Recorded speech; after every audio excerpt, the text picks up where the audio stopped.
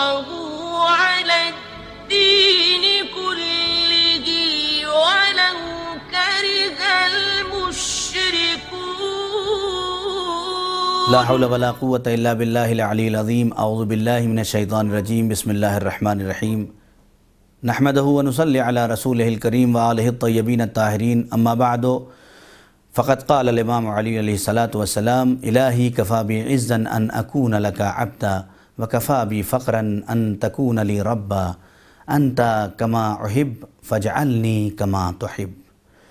محترم ناظرین کرام السلام علیکم ورحمۃ اللہ وبرکاتہ۔ ناظرین، امید کرتے ہیں کہ جو بھی موضوعات آپ کی خدمت میں پیش کیے گئے ہیں آپ نے اس سے استفادہ کیا ہوگا اور مسلسل آپ نے سنا ہوگا اور اس سے کسی نہ کسی نتیجے پہ آپ پہنچے ہوں گے۔ مقصد اور ہدف اس درس کا یہ نہیں ہے کہ آپ صرف سن لیں اور دیکھ لیں ویڈیو، بلکہ مقصد اور ہدف یہ ہے کہ ہم کسی مقام اور منزل تک پہنچ جائیں، اس لیے کہ ہمارا خدا ہمیں ایک مومن دیکھنا چاہتا ہے، ہمارا خدا ہمیں ایک متقی دیکھنا چاہتا ہے۔ افضل ترین عبادت جو ائمہ نے بیان کی ہیں وہ یہ ہے حبنا اہل البیت، افضل العبادہ حبنا اہل البیت۔ سب سے بہترین عبادت کیا ہے؟ ہم اہل بیت کی محبت ہے، یہ نتیجہ عبادت ہے۔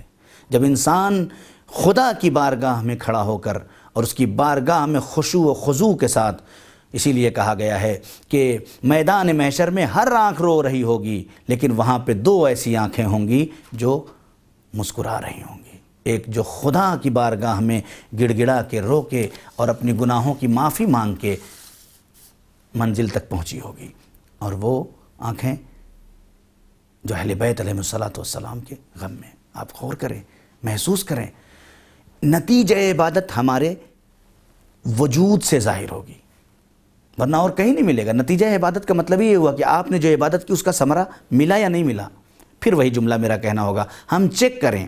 اگر یہ خدا پروردگار عالم کہہ رہا ہے کہ ان الصلاۃ تنہی عن الفحشاء والمنکر، کہ نماز انسان کو فحشاء اور منکر سے بچا رہی ہے، تو ہم نماز پڑھنے کے بعد اپنے آپ کو چیک کریں کہ آیا ہمارے اندر کوئی فحشاء اور منکر ہے یا نہیں ہے۔ وہ خدا خدا ہو کے کہہ رہا ہے، ہمارے سوچنے اور سمجھنے سے نہیں ہو سکتا۔ اگر واقعاً انسان نے صلاۃ کو انجام دے دیا ہے تو اس کا اثر یہ ہے کہ اس کے اندر سے فحشاء اور منکر ختم ہو جائے گا۔ یہ کیفیت محسوس کریں۔ اسی لیے مولا کائنات ارشاد فرماتے ہیں، الہی کفا بعزا ان اکون لک عبدا، میرے پروردگار میرے لیے یہ عزت و شرف ہے کہ تو میرا رب ہے۔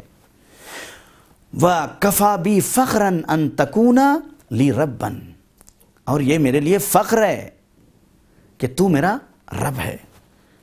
انت کما احب، تو ویسا ہے جیسا ہم چاہتے ہیں، لہذا فاجعلنی کما تحب، اے میرے اللہ بس تو مجھے بھی ویسا بنا دے جیسا تو چاہتا ہے۔ ماہ مبارک رمضان ہے، دعا کریں اپنے پروردگار عالم کی بارگاہ میں، اے میرے اللہ تو مجھے ویسا بنا دے جیسا تو چاہتا ہے۔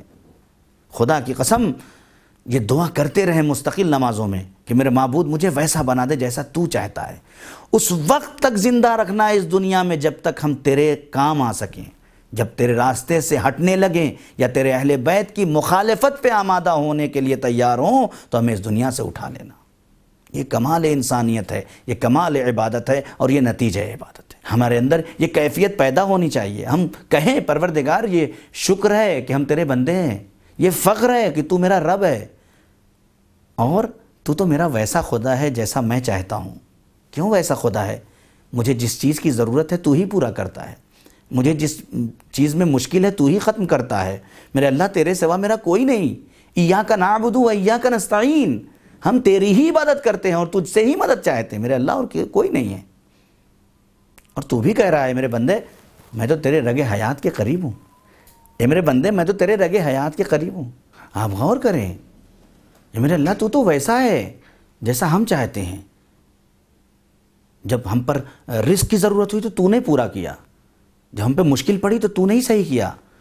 ہم ہی کہتے ہیں ہر نماز میں ایاک نعبد و ایاک نستعین، میرے اللہ ہم تیری ہی عبادت کرتے ہیں اور تجھ سے ہی مدد مانگتے ہیں۔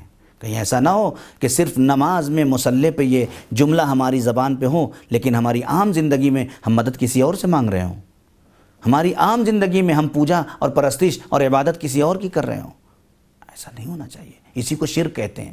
معصوم کی زبان میں آپ جا کے پوچھیں، اگر کوئی شخص اخلاص کے علاوہ ذرہ برابر بھی ریاکاری کو کرتے ہوئے، ریاکاری انجام دیتے ہوئے مصلی عبادت پہ کھڑا ہو کے نماز پڑھ رہا ہے تو معصوم فرماتے ہیں یہیں سے شرک شروع ہو گیا. اب یہ عبادت نہیں رہ گئی. جو خدا چاہتا ہے وہ نہیں ہے. لہٰذا صرف خدا کے لیے ہو. بہرحال نتیجہ عبادت یہی ہے.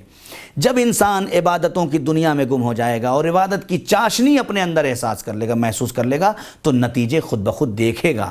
سنے گا نہیں، سننے کو تو حدیثوں میں پڑھ لے گا وہ نتیجہ کیا ہے، دیکھے گا اپنی زندگی میں. عبدی اتینی اجالا کا مسئلہ، یہ جو میں نے روایت پڑھی تھی کسی درس میں، اے میرے بندے میری اطاعت کر، میں تجھے دکھاؤں گا، میں جو ہوں وہ تجھے بنا دوں گا. یعنی تیرے زبان میں اتنا کمال پیدا کر دوں گا کہ جو تو کہہ دے گا وہ ہو جائے گا. تیرے ہاتھوں میں اتنا کمال پیدا کر دوں گا جو سوچے گا وہ ہو جائے گا. تیری ما تشاؤون الا ان یشاء اللہ، یہ وہی چاہیں گے جو خدا چاہے گا. یہ کمال صدق، یہ کمال زبان، یہ کمال عمل عطا کر دے گا پروردگار عالم. وہی کرے گا جو خدا چاہے گا. بہت اہم ہے. آپ بہت سے واقعات تاریخ میں موجود ہیں، مجھے اس طرف نہیں جانا ہے. ایسے ایسے علماء گزرے ہیں کہ ان کے وجود سے دنیا نے محسوس کیا ہے کہ یہ الہی بندہ ہے. آپ آغا خمینی کی زندگی اٹھا کے دیکھ لیں.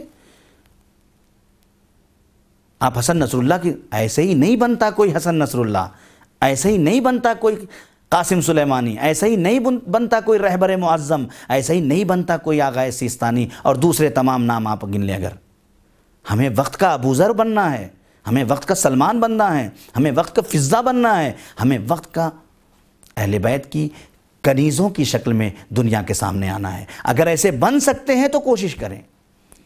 یہی حقیقی ناصرین امام زمان ہے.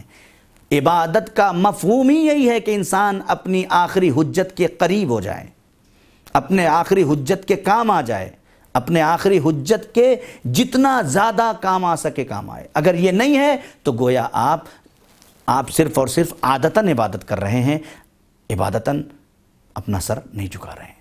وہ ممکن نہیں ہے، ممکن ہی نہیں ہے کہ کوئی انسان اپنے رب کے سامنے سجدہ کر رہا ہو لیکن اس کے بعد اس کی آخری حجت کا اسے خیال نہ ہو. ہماری ذمہ داریوں میں سے ایک ذمہ داری یہی ہے. نتیجہ عبادت یہ جو ہے نا، کیا ہے؟ انتظار یہ بھی عبادت ہے. یہ بھی عبادت ہے یا نہیں ہے؟ تو نتیجہ انتظار کیا ہے ہمارا؟ ہم نے کبھی سوچا؟ نتیجہ انتظار یہ ہے کہ ایک مومن جو انتظار کر رہا ہے وہ منتظر سے مل جائے. یہ نتیجہ انتظار ہے. اللہم عجل لولیک الفرج.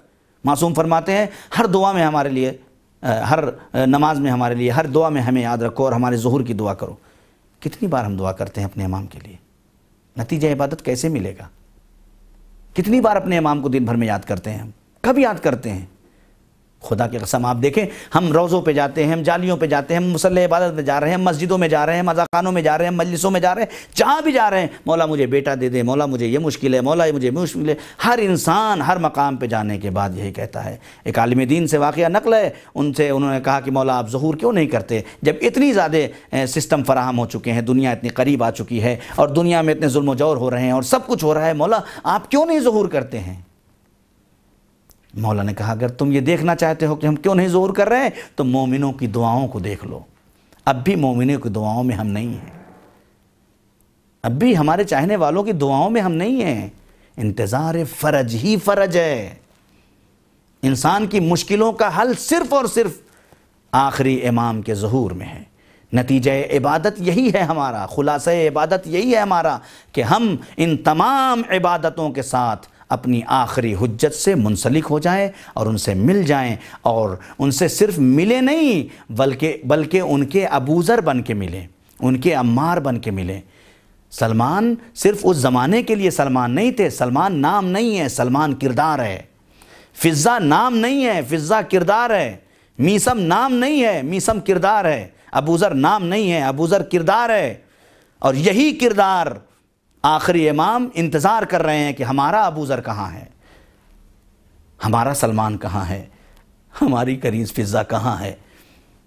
جب تک یہ کیفیت ہم اپنے اندر پیدا نہیں کریں گے، خدا کی قسم ہم کبھی بھی امام کے قریب نہیں ہو سکتے ہیں۔ لہٰذا یہ کیفیت پیدا کریں اور اپنے آپ کو تبدیل کریں۔ جب ہم اپنے آپ کو بدلیں گے تو گھر بدلے گا، جب گھر بدلیں گے تو معاشرہ بدلے گا، جب معاشرہ بدلے گا تو پھر ماحول بدلے گا، اور جب ماحول بدلے گا تو یہی ظہور امام کے لیے زمینہ فراہم ہو جائے گا۔ وآخر دعوانا ان الحمد للہ رب العالمین، والسلام علیکم ورحمۃ اللہ وبرکاتہ۔